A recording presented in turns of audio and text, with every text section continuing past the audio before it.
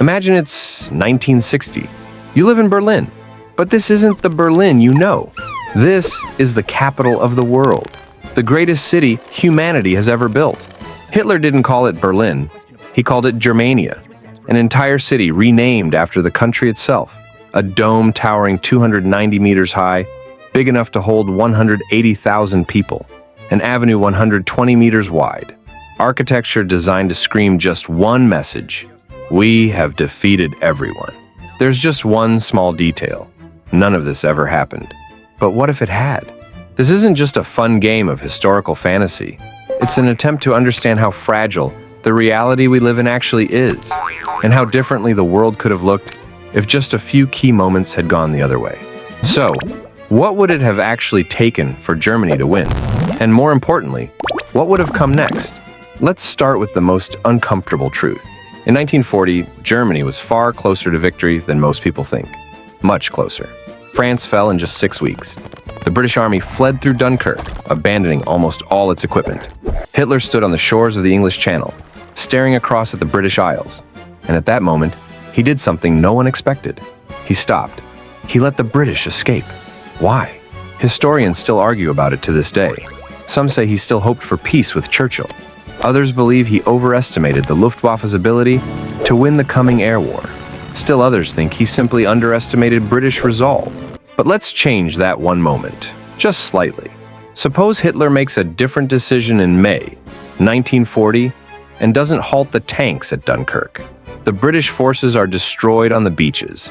300,000 soldiers taken prisoner. Churchill is left without an army.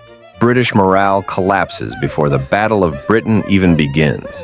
And suddenly, peace negotiations don't look like humiliation. They look like the only realistic option. What happens next?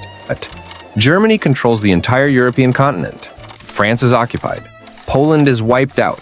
Scandinavia is conquered. The Balkans are under pressure. Spain stays neutral but terrified. And this is where the most interesting question begins. What about the Soviet Union? Because Operation Barbarossa, the invasion of the Soviet Union in June 1941, was exactly the moment when real history started turning against Germany. A two-front war, enormous distances, the Russian winter, Soviet industry relocated beyond the Urals. It was a gamble, even by the standards of the boldest military operations in history. But in our alternate scenario, Germany has no Western front, no constant bombing raids, no threat of an Allied landing. All resources are focused eastward. And this is where the story gets truly strange. Because even in reality, in 1941, the Germans advanced from Brest to the outskirts of Moscow in just a few months.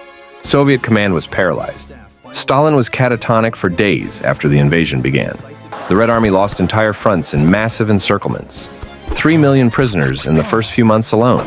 This was not an easy Soviet victory over Germany.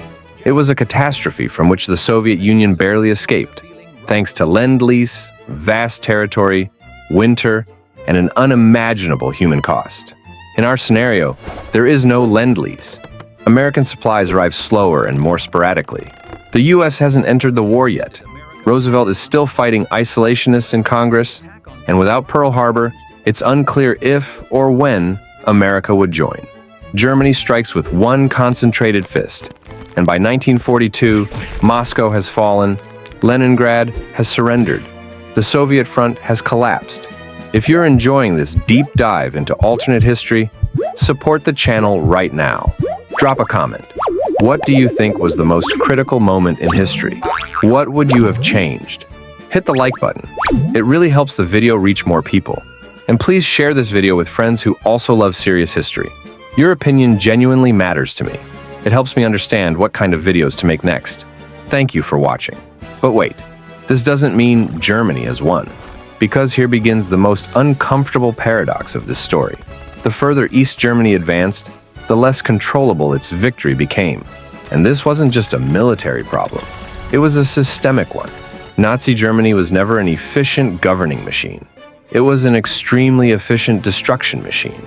It knew how to conquer territory, but building anything functional on top of it, that was beyond them. In the occupied Soviet lands, massive administrative chaos broke out immediately. Different Nazi agencies fought each other for control, Resources were looted, and local populations who had initially greeted the Germans without hostility quickly turned into partisans because of Nazi occupation policies.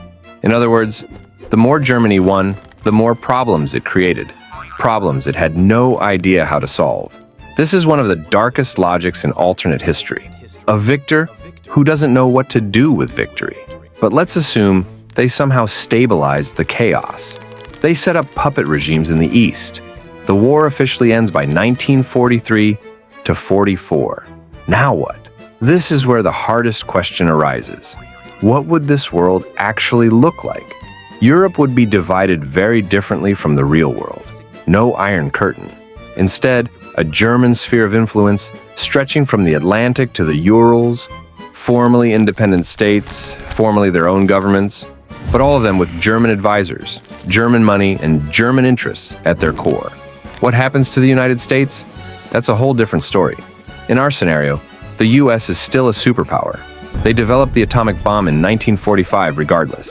The Pacific War with Japan still happens. Pearl Harbor doesn't disappear. But the big question is, would Americans be willing to fight a Germany that has already won in Europe and controls vast resources? That's an entirely different political calculation. Most likely, no. Most likely, we would have seen a long, cold peace. The Atlantic Ocean as the border between two worlds, German Europe versus the American hemisphere. Something like the Cold War, but without a Soviet partner on America's side. And here comes the most paradoxical part of the story. A victorious Nazi Germany would have faced a problem its ideology was fundamentally incapable of solving: the economics of peace.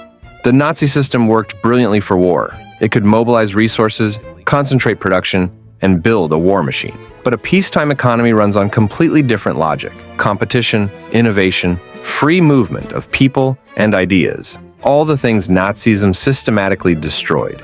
The American economy would have continued to grow in peacetime. The German economy, burdened by a vast, occupied periphery, constant uprisings, and administrative chaos, would have slowly rotted from within. History has examples of this. The Soviet Union won the military race in the Cold War and lost the economic one. Britain won the First World War and exhausted itself for the next 30 years. Victory is not the end. Victory is the beginning of a whole new set of problems. And now add the darkest element of this alternate reality, the Holocaust. In our scenario, there is no 1944, with Soviet troops liberating the camps. No Nuremberg trials, no global exposure. Global, the industrial extermination of people. Jews, Roma, the disabled, political opponents, continues in the shadow of the victorious empire. Quietly, systematically, without any judgment from history. This is not a minor hypothetical detail. It is the central horror of this scenario. Because what stopped the Nazi killing machine was military defeat, and only military defeat. That's why the question, what if Germany had won, ultimately isn't about geopolitics or economics. It comes down to something much simpler. How many people would have died in a world where no one ever came to liberate the concentration camps?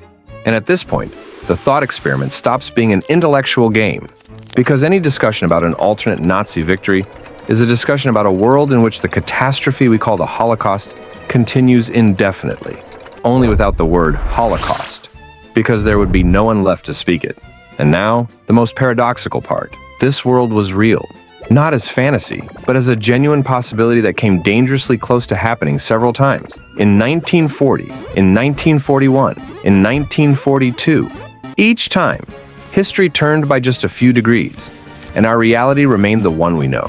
300,000 soldiers who managed to evacuate from Dunkirk. Soviet factories moved beyond the Urals that the Germans couldn't seize. American aid that arrived in time. The winter of 1941 outside Moscow. The world we live in is the result of an incredible chain of circumstances. It was not inevitable. It was possible. And that is exactly what makes it so precious. Not because it's perfect, but because it exists. Because once history chose in favor of those who survived it, not those who tried to build it on bones.